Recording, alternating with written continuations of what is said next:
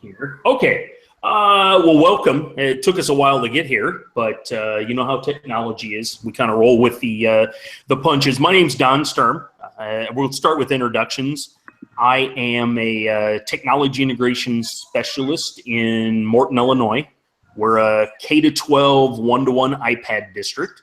So if each of you want to take just a quick moment to introduce yourself, tell us who you are, that'd be great. Okay, I'm Brian Costello, as you can see, right, where is it, down here, and I'm a technology integration specialist in Southern New Jersey. I am hanging out with my daughter here, who's going to help me out talking about connections and social media PD, and learning from my connections. So, also an author, and a whole bunch of other things, but. No, we'll dig into that as we go on. Okay, thanks. Oh, and if I disappear at any point, it's because I'm taking care of the little one. But I wanted to just still to be here. Okay, understandable. Thank you. Hey y'all, I'm Elizabeth Hill. I am a first-year teacher in Florida. I teach a self-contained autism class, 6th through 8th grade. We are not a one-to-one district, but the school I'm at is going one-to-one next year. So I'm really excited to see how that goes. Okay, welcome Elizabeth, or E as you're better known as. I can jump in. Hi, my name is Jennifer Cassatod. I am a teacher librarian in Ontario, Canada. Previous to this, I was a literacy consultant, so worked at the district level for 6 years, had a lot of fun doing that. And I'm about to be an author of a book called Social Media. So I'm pretty excited about this topic for a variety of reasons, and I'm really excited to be here. Thank you. And maybe my turn. My name is Dan Kreines. I am an instructional coach at the middle school level in Derby, Connecticut. And my daughter is also with me right now, handing me a piece of a dandelion. And last but not least. All right, is that me? Is it my turn? It is. All right, hey everybody. My name is Sarah Thomas. Turn it up, girl.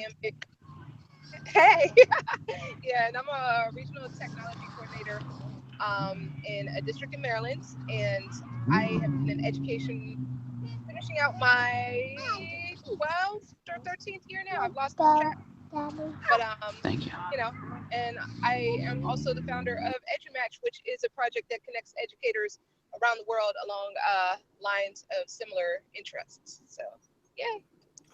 Okay, awesome. And again, I just want to thank all of you for being here. For those people who, might be watching now, my intent more is for our online professional development that this will be a part of. You'll notice at the bottom a bunch of the mics that are muted.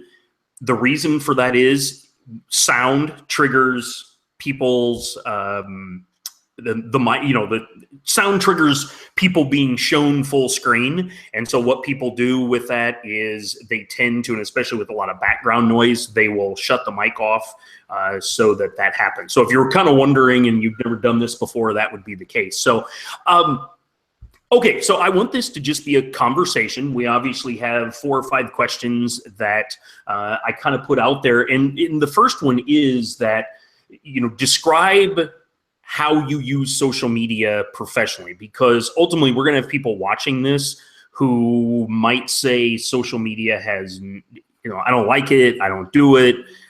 So kind of talk about your professional involvement with social media. I can start.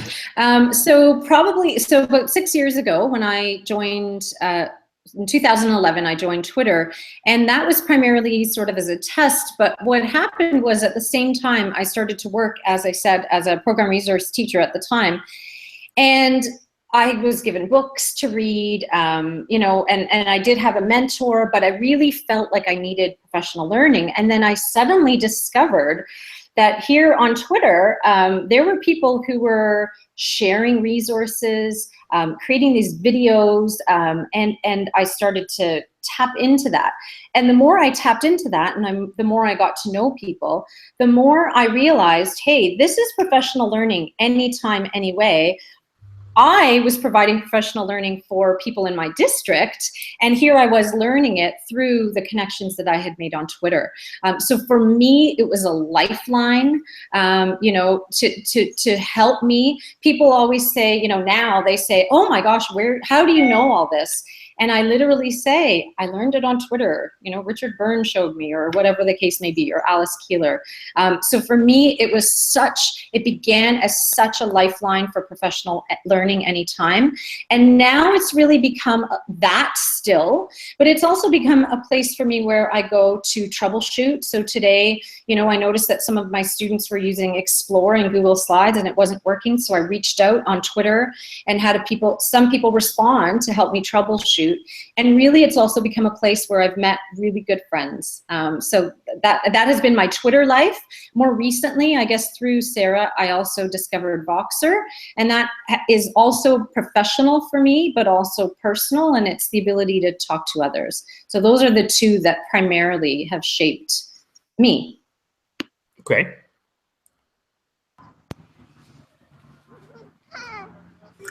All right, sure. Why not? So my introduction to social media and to social networking as professional development and as learning was kind of by chance. It was really an opportunity to hold on just a sec.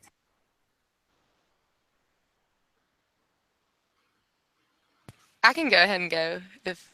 Yeah, I have my daughter alone, but I want to be a part of this. So anyway, sorry, here we go. So my professor, who was on social media at the time, his name was Dr. Spike Cook. He's also an author and a principal, really awesome person to learn from. I didn't believe that was his name. I did not think that he was really named Spike. So I spent some time looking into him, and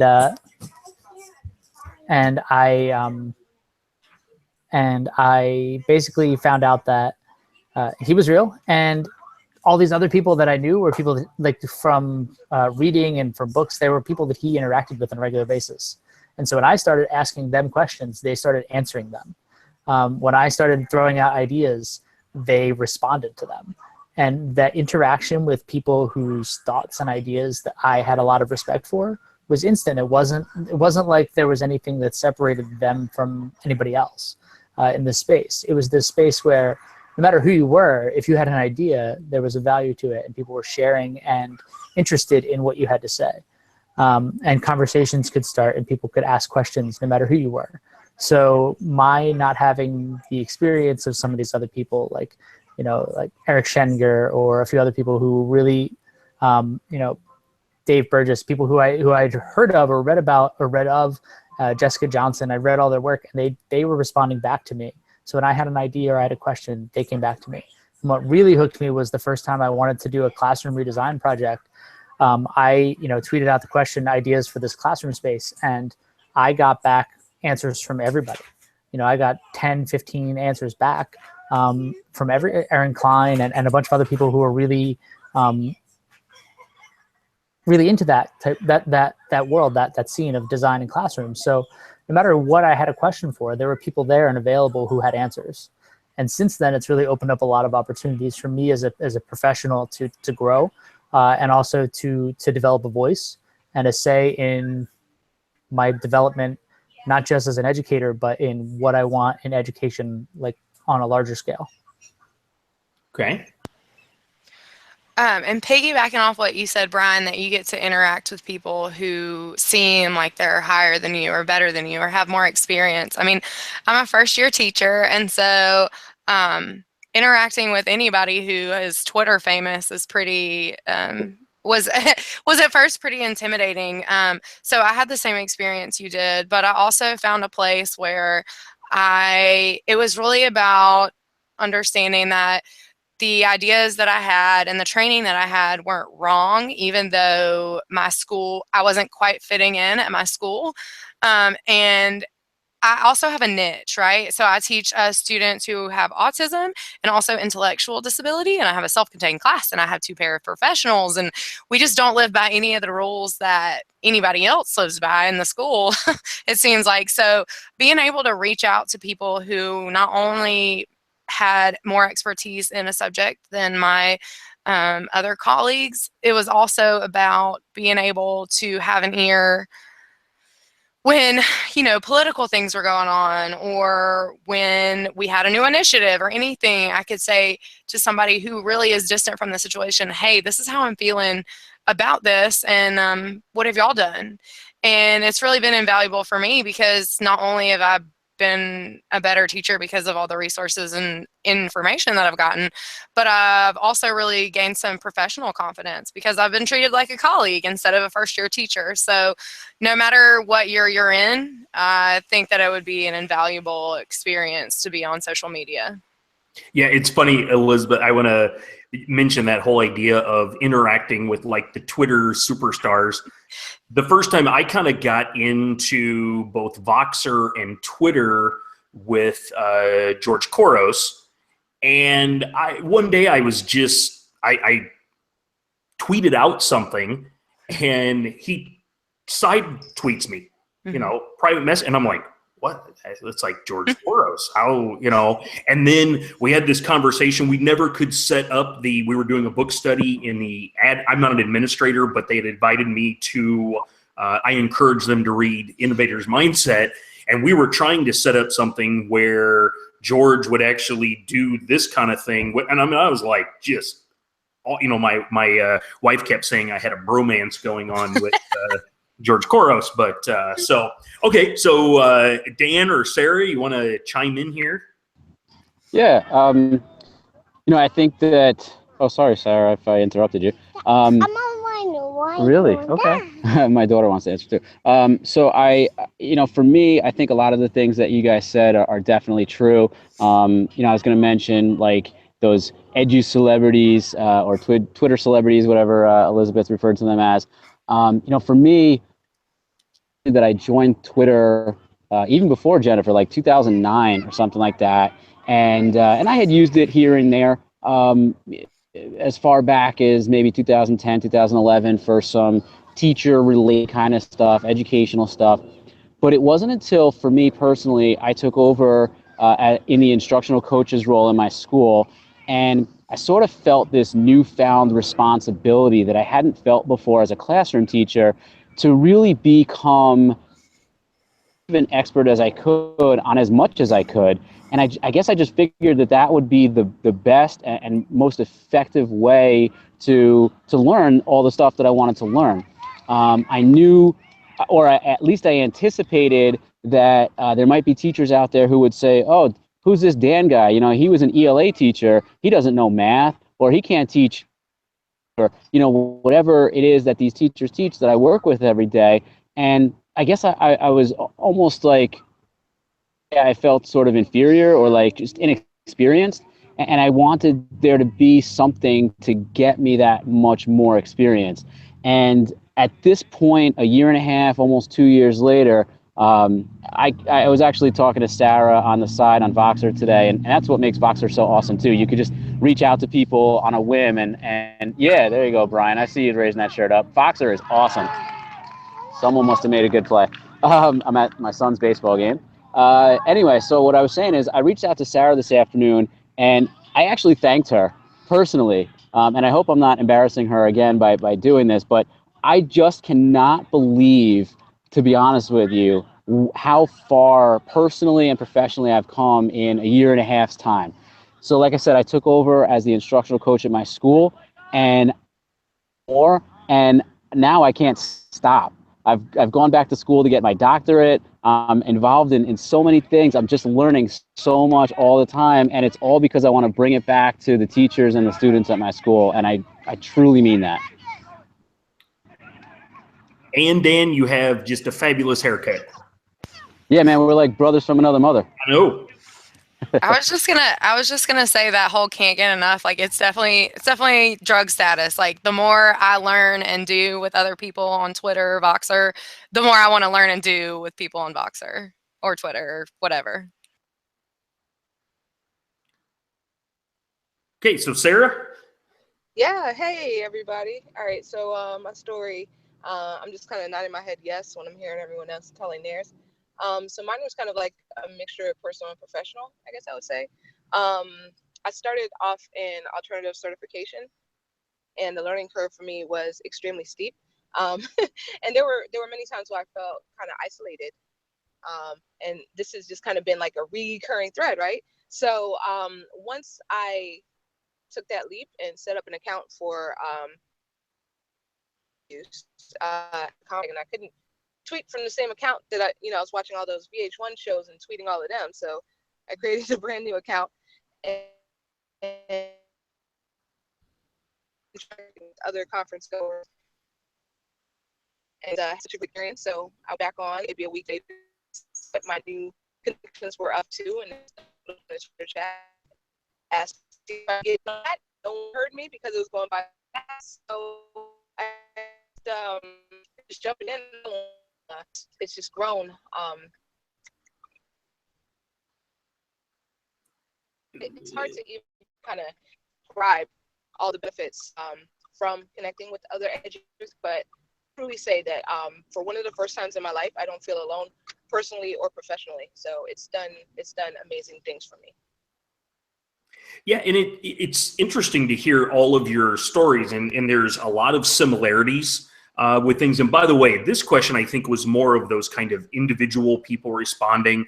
I don't want you to feel like we have to do that. We can jump in and so forth. I think that will be a good thing. But like for me, it's so much of what you're talking about just rings true. I tried Twitter. I'm a Facebook person. My wife always makes fun of me. I'm always checking in. You always know where I'm eating. I take pictures of food. I do all that kind of stuff. And I tried Twitter about, I don't know, maybe 2 years ago. And I did it during Game of Thrones. And people were like, oh, you can tweet while Game of Thrones is going on. Oh, I had no idea what was going on. I was so worried about tweeting. And so I didn't really get into it until the iMOOC. And then I saw, holy smokes, you got all of these people that you can actually interact with. And some of you said it makes you feel like there's somebody there. You're not alone. I mean, as a tech integration specialist, much of my day could be spent just me in an office putting stuff together. I try not to make it that, but it's, social media for me has been that stepping out of my bubble. Being in Central Illinois, it's a bubble, So very quickly for each one of you, what's your favorite? You had to pick one. Favorite social media service for professional, for your professional life.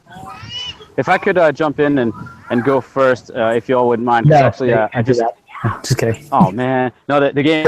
You can see behind me, the team is huddled up. The game is over, so I'll be heading home in just a minute. The question was, what's our favorite social media? Was that it? Yeah. So, I think, like I said before, Voxer has been tremendous. Even more so than Twitter. I think Twitter is a probably second place, but like a distant second place for me anyway. Voxer, that sort of almost instantaneous or sometimes actual instantaneous feedback. And it's not even just feedback, it's the collaboration that takes place that I think makes it second to none, really, when it comes to how powerful social media can be. Again, shout out to Sarah Thomas and all of you guys, and then everybody who's in EduMatch. I just think when you bring such powerful minds together, people whom, some of them have met face to face and most haven't, come from all walks of life in all parts of the country and even the world. It's just like, it's incredible. So I just think for the more immediate impact, Voxer for me, and then Twitter, follows like in second place. Jennifer, I'm kind of curious for you. I mean, we can honestly say you've written the book on it, even though we haven't read it yet. What's your favorite? So Twitter is my favorite just because that's where I started, and that's where, I have made the most connections, the most friends. I really think so many kids are on Twitter, and for me, social media is about who you follow, and so it's such a different experience for kids or for others who haven't found a PLN, right? Who haven't found a group of people that inspire them, that celebrate them, that share with them. And that to me epitomizes what can be with social media. Most recently, and I love Voxer, but no one in my school's ever heard of it. None of the kids ever use it. So it's quite interesting that way. But I think no matter what tool you get on, depending on who you follow, you get to get perspectives of others. And that to me is key. I mean, for me, Voxer has done that, right? So we have a group where we come from all walks of life. I think I'm the only Canadian. So I've learned so much about different cultures, different religions, different points of view, even about something like homework, which continues to be a contentious issue. But when you hear the perspective of others, it really makes you more empathetic. And to me, it doesn't matter what tool you're on, it's, do you follow people that both challenge your point of view and support your point of view so that you are able to learn and grow from that perspective? Okay. So I guess. I actually pretty much wholeheartedly agree with Dan. I love the almost instantaneous feedback you can get from EduMatch, and you can essentially access your friends, colleagues, and perspective opposites like 24 hours a day, right? Because I always have like 100 messages from EduMatch. But I did, like y'all, I started on Twitter, and because actually I remember in my teacher prep program, I had one professor who, and this was probably 5 or 6 years ago, I had one professor who was like, you got to get a PLN, you got to get on Twitter. And I actually had one sit there until February of this year that I renamed and revamped, because I was like, I don't have anything to lose. I don't know what else to do, you know, because I was feeling very run down and, you know, just down and out about being a first year teacher. I'm like, all these things are going on. I feel like no one can help me. So that being said, I mean, Twitter was really the gateway to everything else. So I definitely don't want to put it by the wayside. But I love definitely the interactiveness of talking to people on Voxer. And but it's great because you get to have a conversation, but you get time to process the conversation. You don't have to react immediately. You don't have to watch your body language. There's something very impactful about having a conversation asynchronous. Yeah, I'll jump in next and just say that. So for me, the whole thing, all of social media is about developing relationships. So I mean, part of it is who you follow, which is how you interact with different people. And so the reason I really love Twitter is because there's more people for the relationships, to find the relationships. There's more people out there. And I've developed some good relationships through, Facebook groups for different types of things. I developed some good relationships through Twitter. In fact, some of my best educational relationships, some of my good friendships I developed through Twitter. But not, the depth that you can go with Voxer, because it's a little less. Could you put the whitener on here? Yes. That was the depth you can go with Voxer is just so fantastic that it's really special. You can really take your relationships to the next level. And I love using all sorts of things. I love using Google Plus within my district. You need to erase this. And I love using Facebook groups and everything else, but Voxer is the deep. Okay. Sarah, how about you? I'm going to guess Voxer. I love Voxer, and I use it so much to the point that now I can kind of split the forward speed just about everybody. So I really love Voxer because I get a sense of who you are. You get more context, and you can really build those relationships. So like Brian said, relationships to me like the foundation of learning. see what happens to students. Learn to peer and they learn. Yeah. Okay. It sounds like Sarah's having a little bit of audio issues. So I'm gonna jump in here, and Sarah, if you get to a point where you can jump back in, by all means do so. It's funny because again, it's the same kind of experience. I started on Twitter. I loved the Twitter chats, and then felt like a lot of people use the term echo chamber. It just seemed like I was hearing, and I don't know if it's the 140 characters. I don't know. When I found Voxer, I love Voxer. Like, I feel like I literally know every single one of you that are on. Don, I know you were saying we can jump in. So when I heard you say that last part, I have to now jump in because I have a tendency to ask a lot of questions that push back against that echo chamber. And on Twitter, there's not as many people who are willing to answer them. And that's kind of the reason I think the relationship gets a little bit more in depth when you come into Voxer, is because people are more willing to answer those questions because it's not a public forum.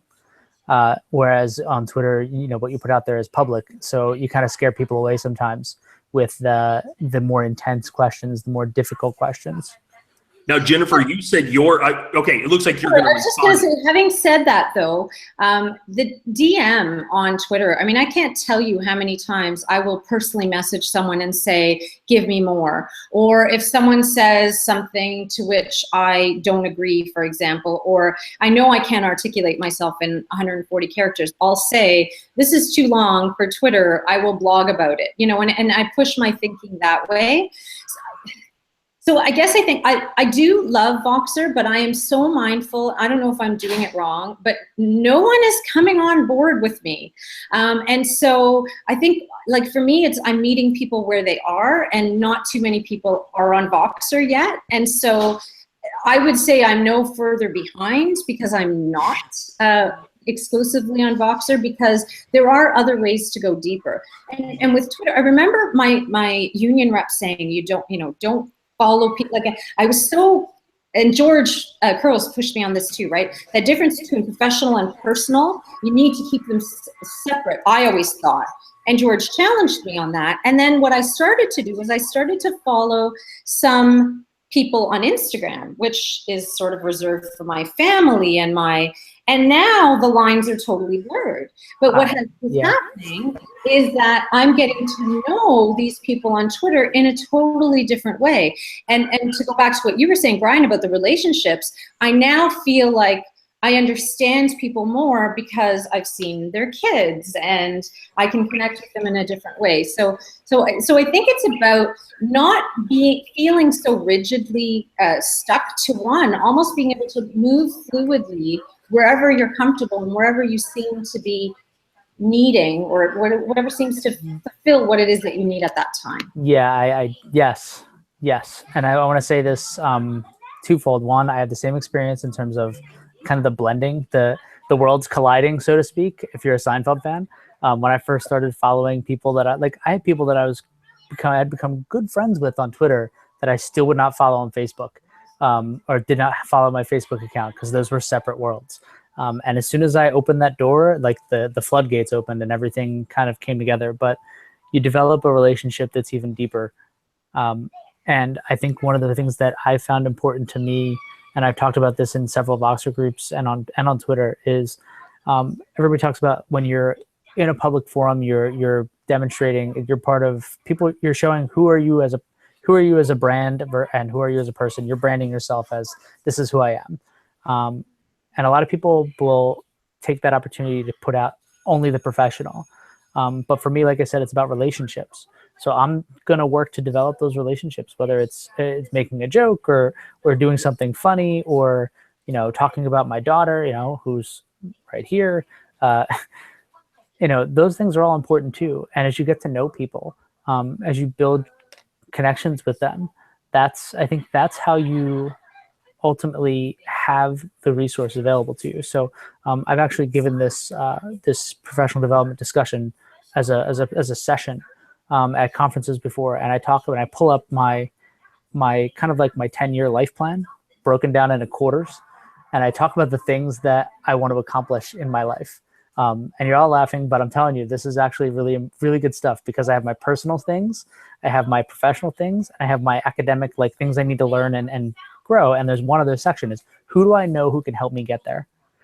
And when I look at who do I know, that list is always full with 7, 8, 9, 10 people who have done these things before me, who have recently done these things, or who can help build my competency in getting through some of the transitions that I'm about to experience. And without those people, without the relationships that I've already built, like I have like, I have things that I want to accomplish. I know who to go to when I need to talk to them about it. I know who to talk to about it done. And I reach out to that person. And because we have a relationship, they're there for me, as soon as they can be. Okay, so I need to jump in. I'm sorry. So Brian, what you just said, I didn't mean to laugh at you. I think I'm the same way, Jennifer. It wasn't like I wasn't laughing. No, but I think what you said is so critical because what you just talked about is what the CEO of, I think it was Hootsuite, said that kids coming into the workforce don't necessarily know how to do, and that is to network. And so for my passion is, how are we helping our students to leverage social media? Well, if we are not learning how to do that ourselves, understanding the power of it, then how can we help our students to leverage it? And I'm not saying that there aren't students already. There are students who have taught me so much about how to leverage social media in those ways. But I think for the most part, we have a whole generation of kids who are mostly using social media for entertainment, not saying that's not great, but who don't have that plan or just don't know how to network. And that's, to me, a real tragedy. If for no other reason, then all educators should be on social media so that we can learn how to do that, so that we can not necessarily teach our kids, but at least sort of travel alongside them as they learn those lessons. So it's funny about that. Like I didn't develop that until a friend of mine, Art Laflamme, who's a retired Army lieutenant colonel, and he had talked about all these things that he did in his own professional development in the Army and as somebody who helped younger officers develop, and how they did this even before social media. They did all of this across vast distances around the world. And how do you do that? How do you build those mentor connections, develop those things that you need to get into the areas you want to get into? And once he talked about that with me, it really opened my eyes to a lot of things. And I'm going to step back because I feel like I've talked a lot, and I know Sarah and E probably have a lot of really great things to share. Oh, well, I was just going to piggyback on something you said a while back, but actually it's really funny because I was just thinking how now that the conversation's really going, I just feel like we're talking an EduMatch, because I've already sort of developed relationships with y'all. I already know a little bit of your background. I already know things that you're passionate about. So I already know how to talk to you. So that makes this conversation so much better. The other point I wanted to make was Brian, or maybe Don, you just talked about, who just talked about keeping your personal and professional social media presence separate? All of us. Yeah. Oh, all of us. Okay. Yeah. Well, what I was saying was that, so as a new educator and as a young person who pretty much, I have a social media history that goes, from before I was 18, because it was a thing you could have. And they talked to us a lot about cleaning up your Facebook when we were in my pre-service years. And to be a professional, you got to be this way and this way and this way. And recently, what I've come to decide and find, which is interesting that y'all talked about that, is that especially as a new teacher in a new tiny town, that it has to be professional and personal, and that I want to be that person in both my professional and personal life. So for anybody who might be watching this that's newer, or maybe has a little bit of a different life they lead outside of the classroom, I don't think there's anything wrong with that, but I think it's important to think about being that person both personally and professionally, because it's going to make you better in both areas. And that's really what this social media experience has taught me, because, I live in a tiny town. I have to be that person, and it's honestly made me a better person. Sarah, are you to a point where you've got some better audio? I hope so. Can you hear me okay? Yep, we can. All right, good.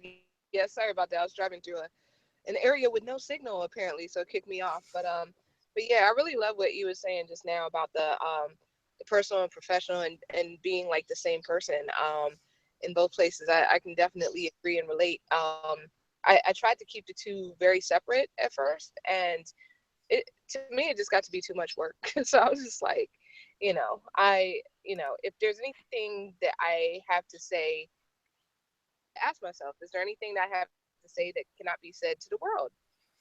Because really this has become my life, because I've been learning so much from so many awesome people and so many great strategies that it became my life. So right now, you just get one Sarah, and I mean, you do get Sarah the human on Instagram, so Sarah the human opposed to Sarah the teacher, but we're still one and the same. We're twins. Yeah, it's interesting, that whole personal and professional. The first time, I think it was Tara Martin, the first time I got a Facebook request from somebody who I think Brian was the one that mentioned it, the Seinfeld episode. It was like worlds were colliding, and I thought not that I thought it was weird, but it was just like, oh, that's because I've tried to keep and I do keep my Twitter very professional. I figure if I'm using the hashtag 709 above the line, I'm not going to put my political beliefs out there and so forth. Now, Voxer, because the kind of what running rule is what you say on Voxer and in a group stays within that group. And I really like that idea. Not that there's anything that I've shared, but I do occasionally, people have said, oh, I'm going to show you this, but I would appreciate you not sharing it outside. And I think people, respect that idea. I want to be very cognizant of your time. So some of these questions that, we've kind of talked about, that idea of the importance of being a connected educator, and that idea of getting out of your bubble and experiencing things. For me, on Voxer, it has allowed me to experience things. No, experience is the wrong word. To try to understand more about things like race in school, race and education, and listening to people, whether it's Dr. Will or whether it's Victor or whether it's, and all these people that, like, I heard my wife said, well, they're kind of like characters, aren't they? Like you're in this world. And I said, no, they're not characters. It's the real world. It is absolutely the real world. And my belief, and I try to preach this, I don't get a lot of support.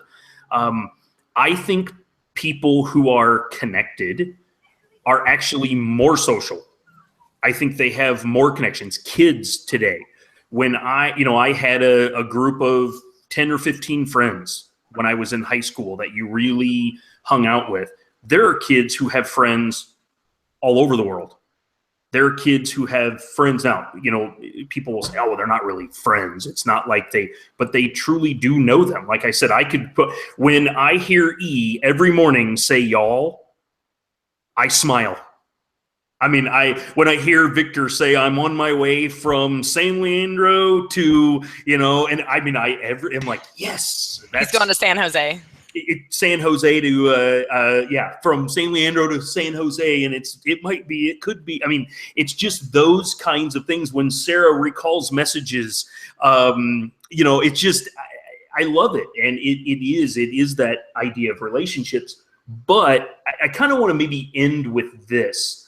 I do get some pushback from people that say, how do you know that the people you follow aren't just blowing smoke?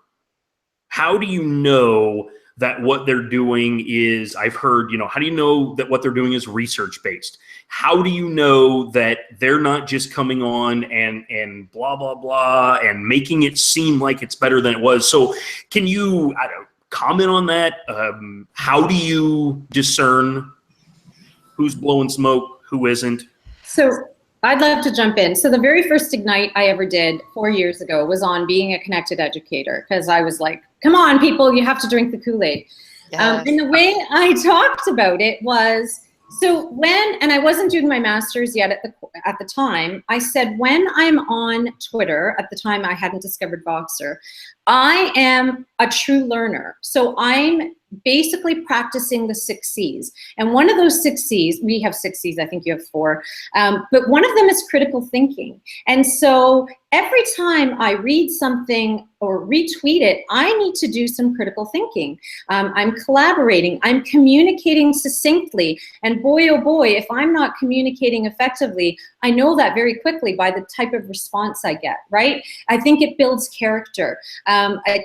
That to me is the best way to explain it, that you are a learner again, and you're practicing those 6 C's in real, relevant, timely ways. And while you're doing that, you're getting this whole world, you know, for all the things that weren't research-based, I've gotten some ideas that, you know, wouldn't work exactly for me, but again, I'm gonna use my critical and creative thinking, and I'm gonna apply it to what I'm doing in this moment. So to me, that's what I would say.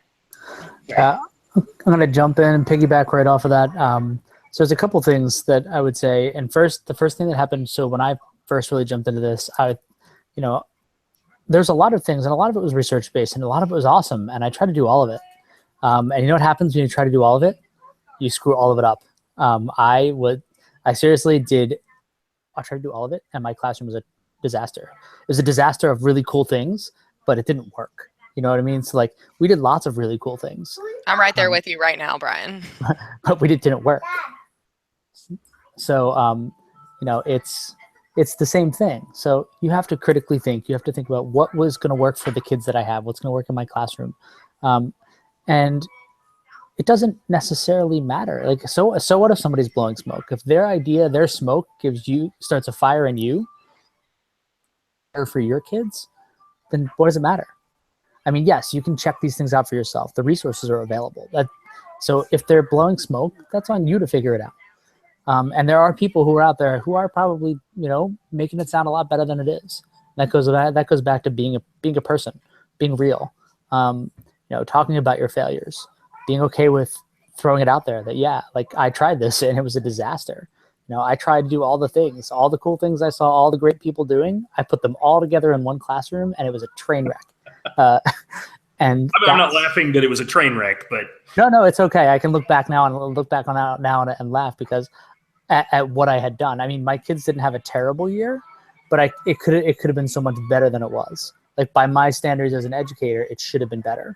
And at the time, I was like, well, what do you mean? I'm doing all these cool things. And then I look back at them like, yeah, but I wasn't doing any of them effectively.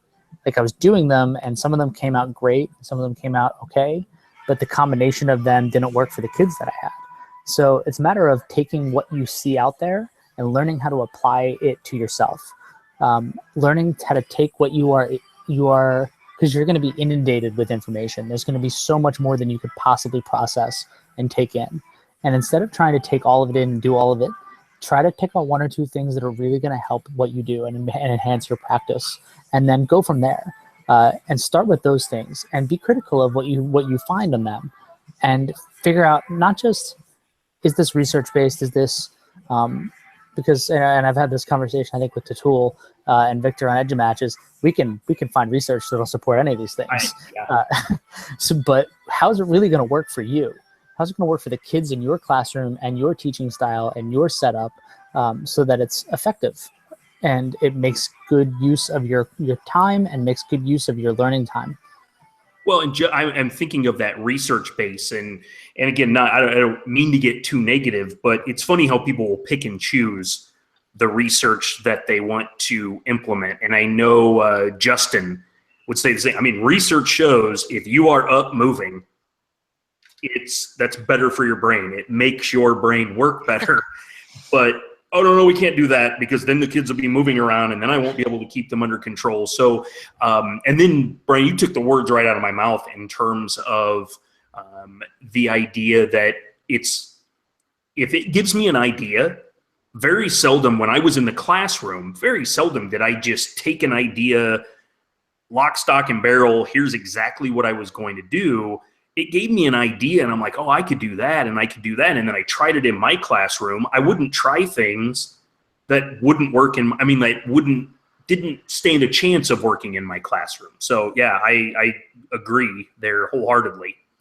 I was also going to say about like when Brian, you mentioned that we're people.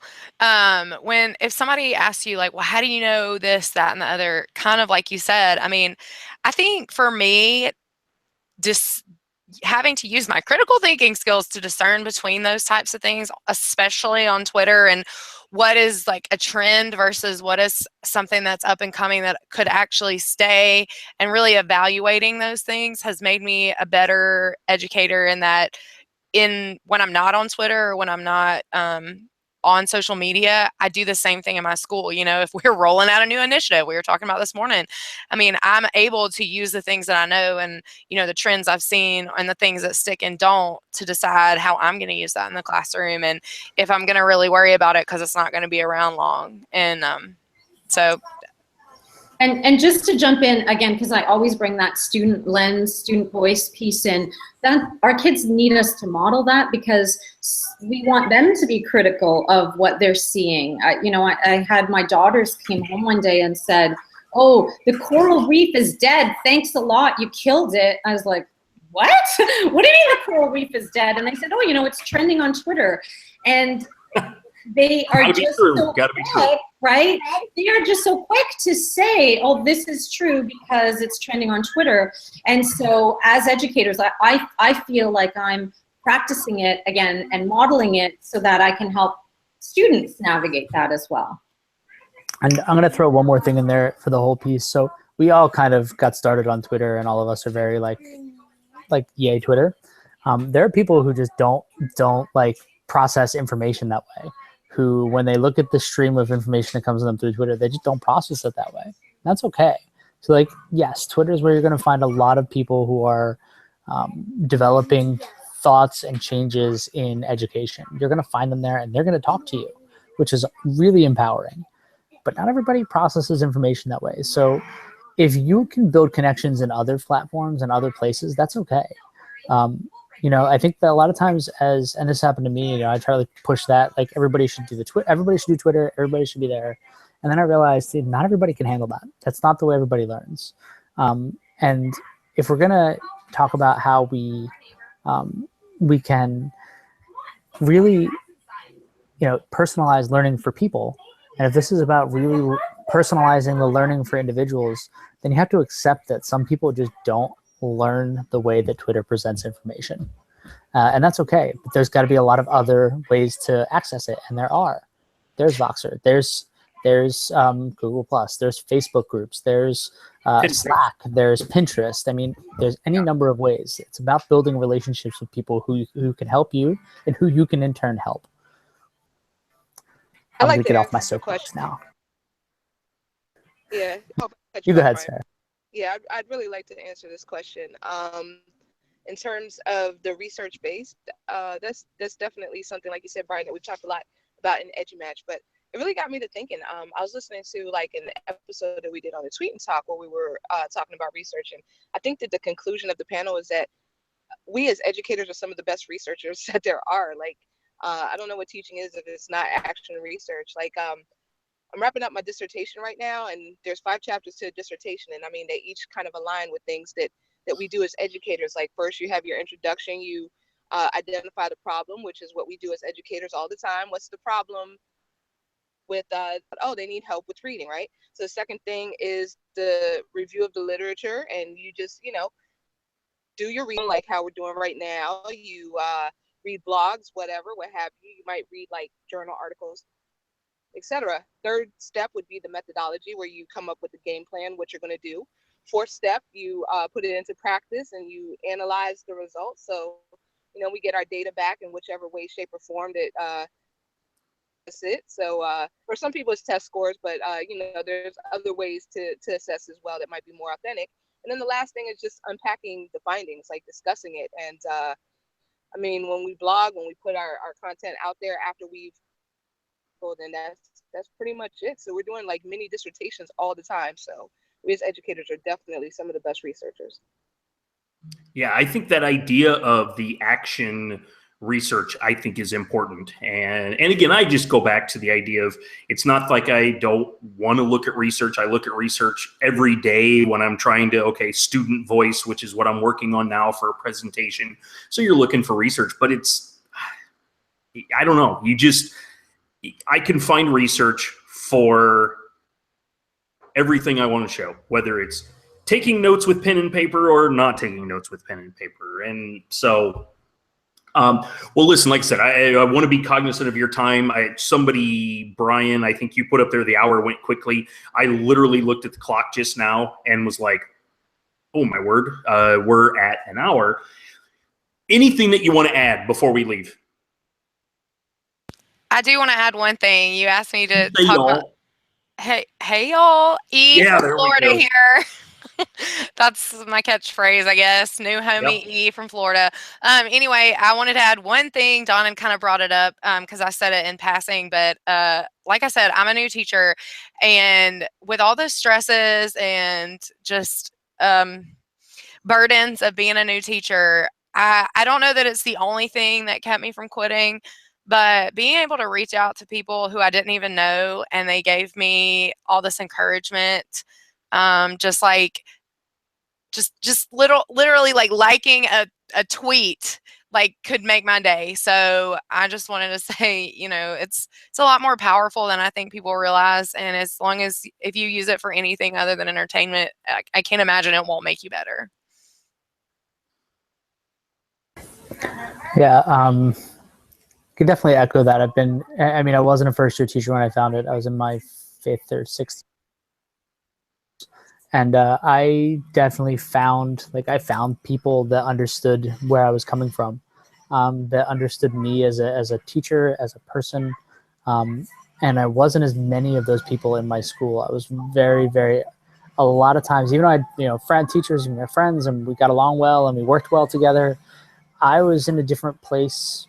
I wanted to do different things. I wanted to try different things.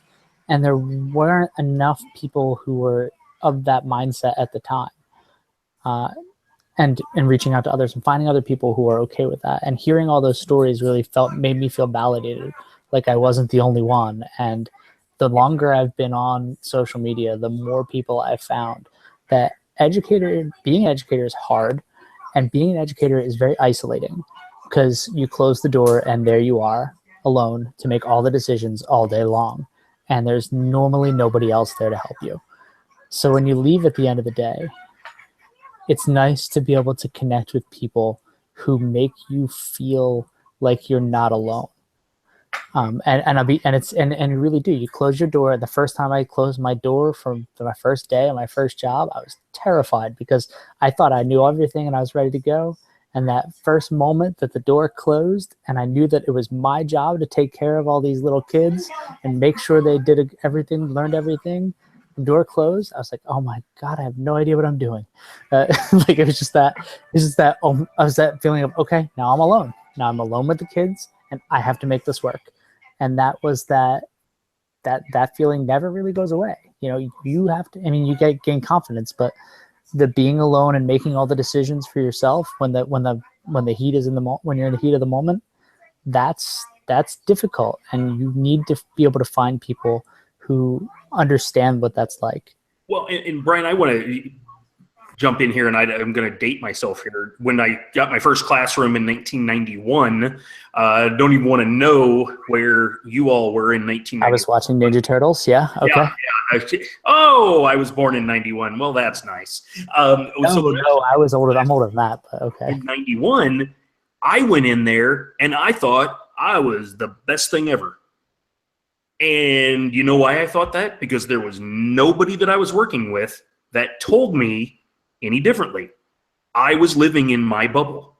There wasn't any other social studies teacher. And I think that's the danger, if you will, of not having the connections outside.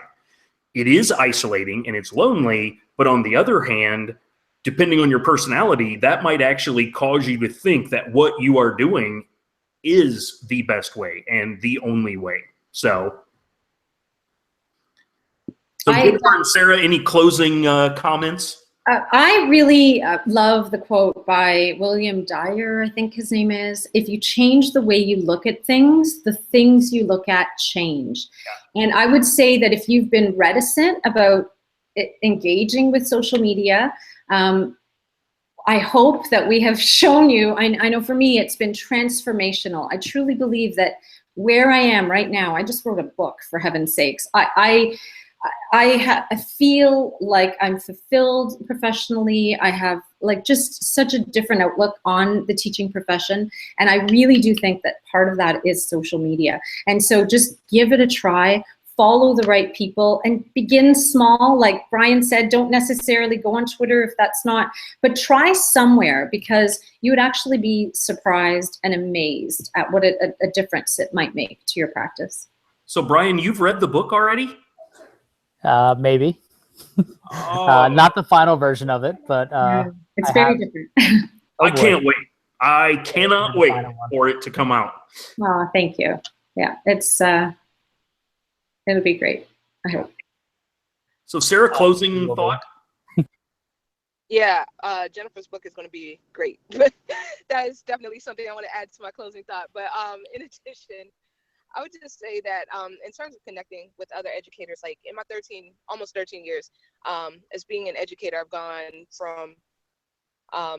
through a whole spectrum of different feelings, starting with